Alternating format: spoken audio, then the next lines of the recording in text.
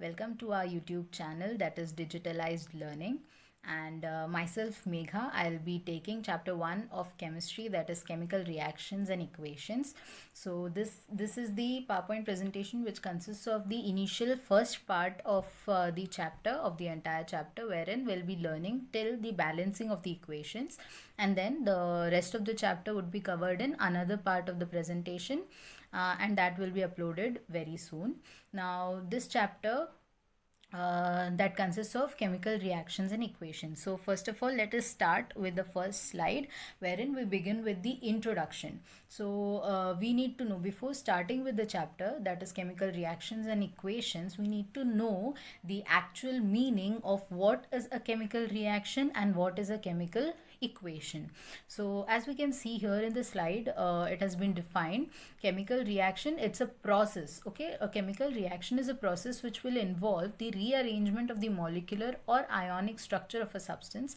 It is the process in which one or more substance, also called the reactants, are converted into one or more different substances called products. So in an easy way, the overview of the definition of a chemical reaction is, it is a process wherein reactants are converted into products. Okay, so herein there will be like the breaking or like the formation of bonds that will be taking place. Okay, there will be no addition, no deletion of any kind of atoms or elements. Here there will be simply the breaking of bond or the formation of bond, which will lead to the production of a new product. So that is what happens in a chemical reaction, and hence it is said that it just involves the rearrangement of the molecular or the ionic structure and nothing else. Okay, so a chemical reaction is the process wherein the reactants are converted into products. Now, what is a chemical equation? A chemical equation is the symbolic representation of a chemical reaction in the form of symbols and formula.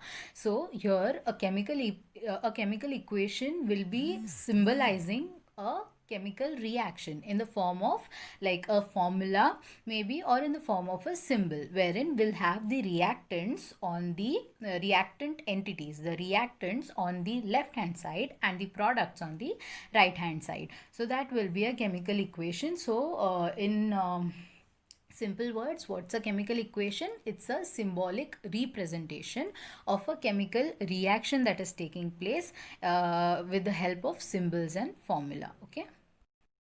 Now in this slide we'll be covering about how do we know that a chemical reaction has taken place. So how do we understand that here the chemical reaction has taken place? So what happens is that whenever a chemical change occurs, now there are two types of changes that may occur when a substance is kept exposed to the humid atmosphere, or it's kept open, like it's kept exposed.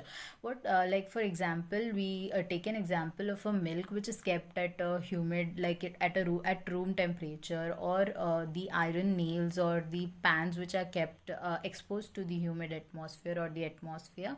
What will happen is that there will be few changes that will take place, and those changes are divided into two parts, that is the physical change and the chemical change.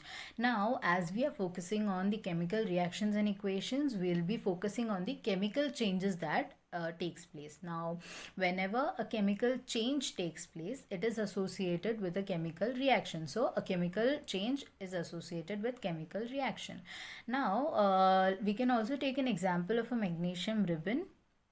Now whenever you burn a magnesium ribbon, there will be formation of white colored powder, and that white colored powder will be magnesium oxide. Now that magnesium oxide, how is that magnesium oxide formed? It is a product of the reaction that has occurred between magnesium and the oxygen which is present in the atmosphere, which has resulted in the formation of this white powder, and this white powder is magnesium oxide. Okay, so here we can see there's a chemical reaction that has taken place that has led to a chemical change. Okay, so this is how a chemical reaction takes place. Now the below mentioned observations helps to determine whether a chemical reaction has taken place or not. Now how how are you going to understand that okay, here the chemical reaction has occurred. So there are few classifications, there are few like the observations that are observed, on the basis of which you can say that okay, here is there's some kind of chemical reaction that has taken place here. Okay, so the first one will be the change in state. Maybe a solid state, a compound or a substance which was in a solid state earlier, after the chemical change that has occurred, or a chemical reaction that has taken place, it may have been converted into a liquidy substance. Then there might be change in color. So the a change in color is also a significant like the significant. So the change in color is also one of the factor which signifies that there has been some chemical change that has taken place. Now then there's the third one, that is the evolution of gas. So evolution of gas, gas is also formed during a chemical reaction, and which is evolved during the along with the product. Okay, and then the fourth one is the change in temperature. Like whenever a chemical reaction takes place, there's also formation of heat that occurs, and hence we can also say that there is a change in temperature that takes place after the chemical reaction has taken place. Now this slide consists of the chemical equations ka explanation. Now why do we need why do we need chemical equations? Now whenever we write the equation or the chemical change that has taken place, or the chemical reaction that has taken place in the word form, it becomes a long form of writing that reaction. So whenever we make use of a chemical equation, it becomes a shorter form for that word equation. So for example, we take magnesium plus oxygen giving magnesium oxide. Now here in this above reaction, the substances that are undergoing a chemical change, that is, one is magnesium and the another one is oxygen, they are known as the reactants. And then the new substance that is formed as a result of the chemical change, the new substance that is formed is magnesium oxide, and it is known as the product. Now a reactants are always written on the left hand side, and the products are written on the right hand side of the reaction equation. Now there's a plus sign between the reactants as well, and there's a plus sign between the products as well. Now the arrowhead that is present between the reactants and products, the direction of the arrowhead, the arrowhead points towards the product and shows the direction of the reaction. That arrowhead signifies the direction in which the reaction is taking place. Now the next one is writing a chemical equation. Now like a chemical equation written in the word form can be furthermore comprised if we write it in the form of a formula instead of words. So as we know, each and every element has got a formula for it. Like for example, magnesium has a formula Mg, oxygen has O2, magnesium oxide can be written in the form of MgO. So this formula,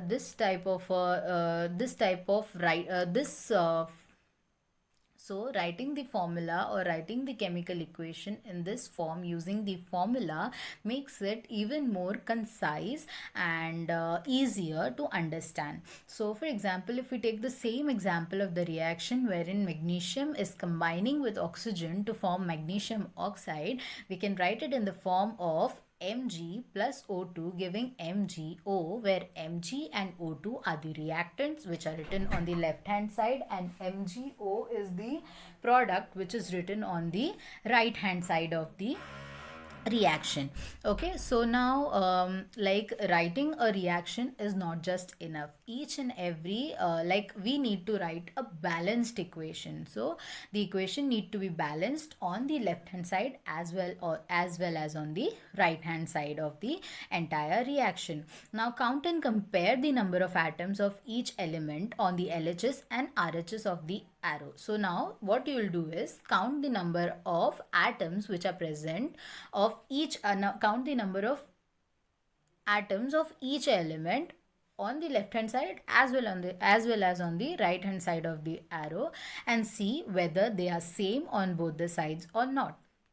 If the atoms of each element on both the sides of the reaction, that is the LHS and RHS, are equal, then we can say that the equation is a balanced equation. And if not, if there's if there are more number of atoms on the left hand side than on the right hand side, or it's more on the right hand side than on the left hand side, then it means that the equation needs to be balanced. So if not, then the equation is unbalanced, because the mass is not the same on both the sides of equation. So if it's not same, if the number of atoms of each element on both the sides of the arrow are not the same, then we need to balance that equation, as the mass is not the same on both sides. Now, such a chemical equation is a skeletal chemical equation for a reaction. So such equations are called as a skeletal chemical equation. Now, balanced chemical equation. So as we know, we have learnt about a law wherein we say that mass can neither be created nor be destroyed. Okay, it can only be so we have learnt about a law wherein mass can neither be created nor destroyed in a chemical reaction. That is, the total mass of the elements present in the product of a chemical reaction has to be equal to the total mass of the elements present on the reactant side. So both product and reactants need to have the same mass. Okay, as we know that mass can neither be created nor be destroyed. So, in other words, we can say that the number of atoms of each element remains the same before and after the chemical reaction. There is no increment or no decrement in the number of atoms. It remains the same. Okay. Hence, we need to balance the skeletal chemical equation. So, if there's a skeletal chemical equation that is an unbalanced chemical equation, we need to balance it.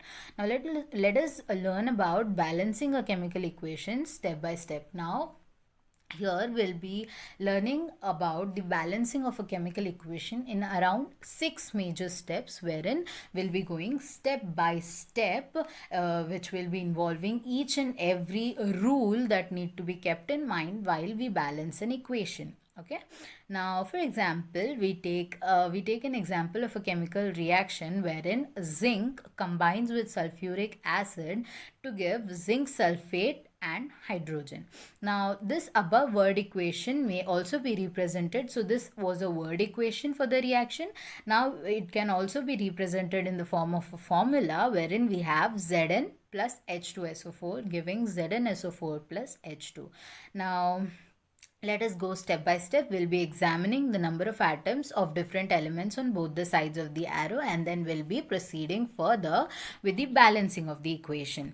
Right? So now, balancing of chemical equation. So here this is the entire 6-step process which will be involving the balancing of equation, and the equation is Fe plus H2O giving Fe3O4 plus H2O.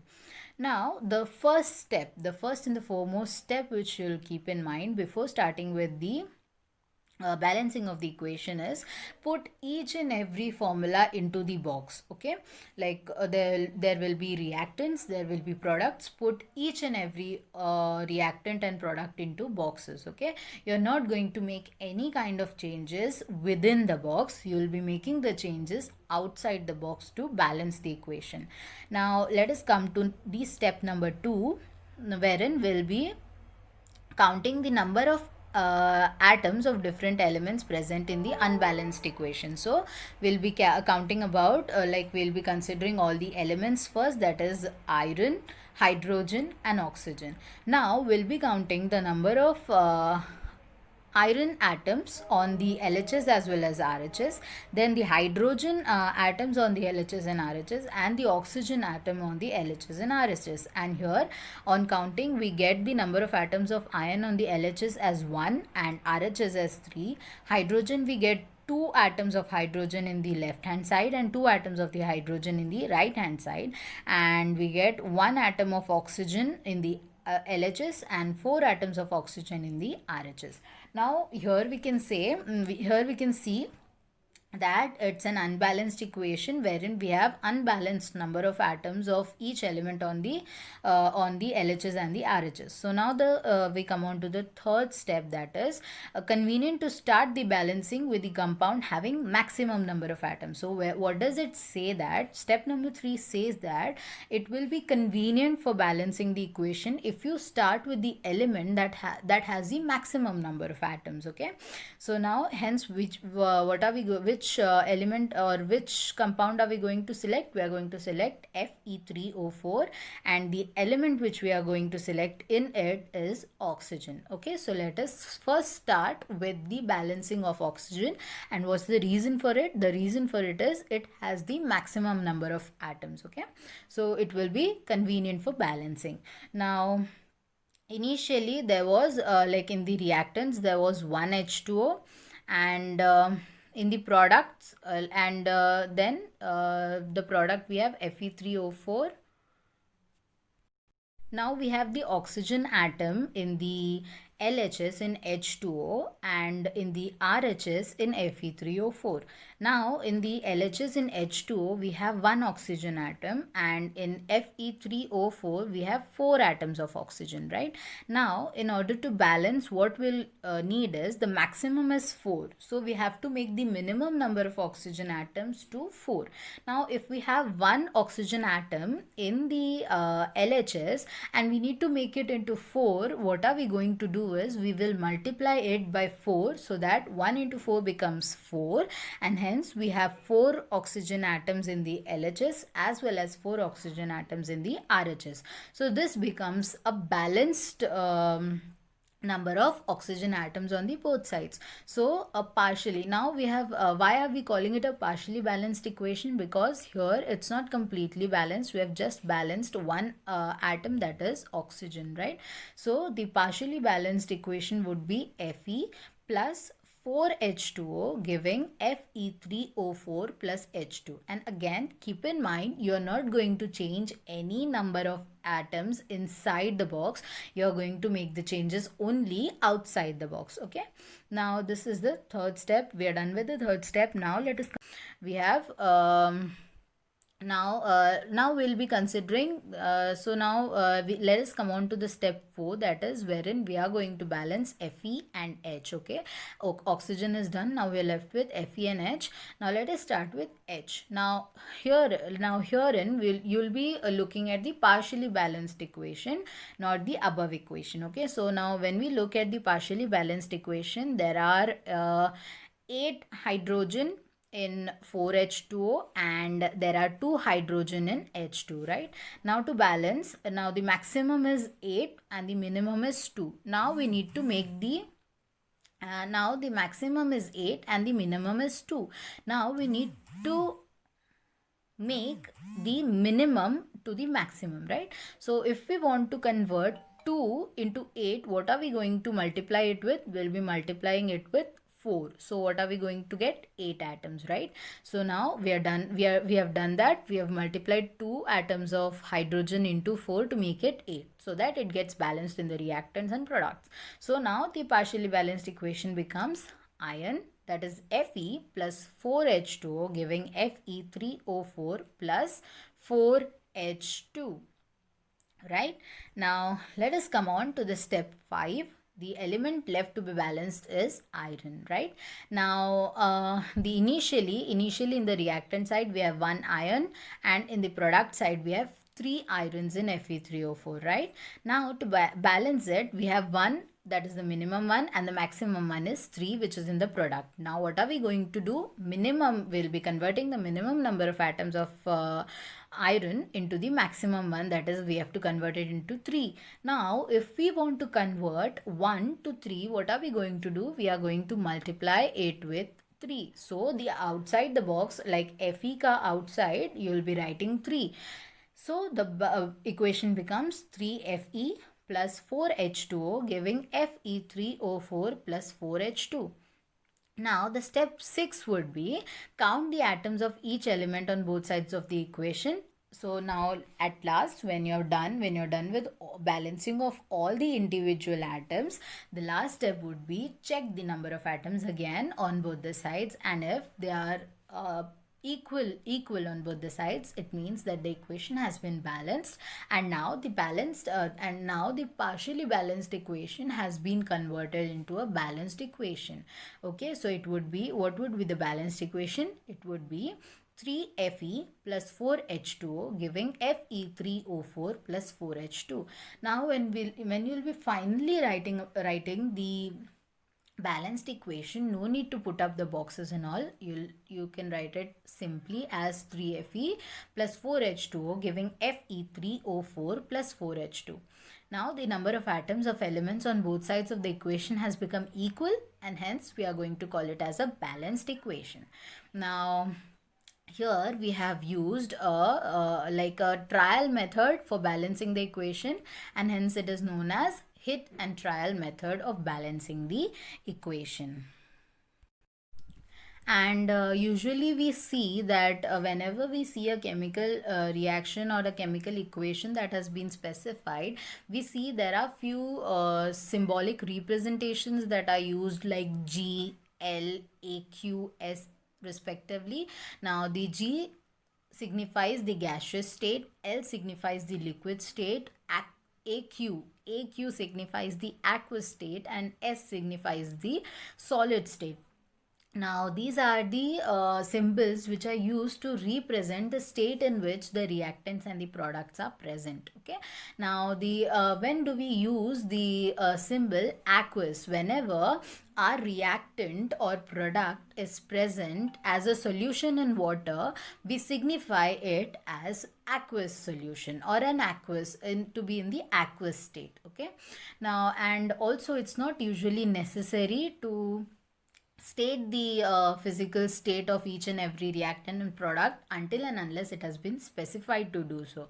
Okay, and also sometimes the reaction conditions such as temperature, pressure, catalyst, etc. for the reaction are indicated above or below the arrow in the equation. So sometimes we see that the arrow between the product and reactant consists of a temperature written on it, or the pressure mentioned on it, or any catalyst that has been used in the reaction mentioned on the arrow. So that's the way of representing, if we need to represent the temperature in which the reaction has occurred, or the pressure conditions, or the catalyst that has been used to increase the pace of the reaction that has been taken place, we can mention it above or below the arrow that is present between the reactant and the product in the chemical equation. So this was it in this part of the PowerPoint presentation of chemical reactions and equations, wherein we have completed till balancing of the equation. Now in the PowerPoint presentation ahead, we'll be learning about different kinds of chemical reactions that are present, and also we'll be discussing about few special conditions like corrosion and rancidity that occurs as a result of chemical changes in chemical reactions. So just stay tuned for the next part of the video. Thank you.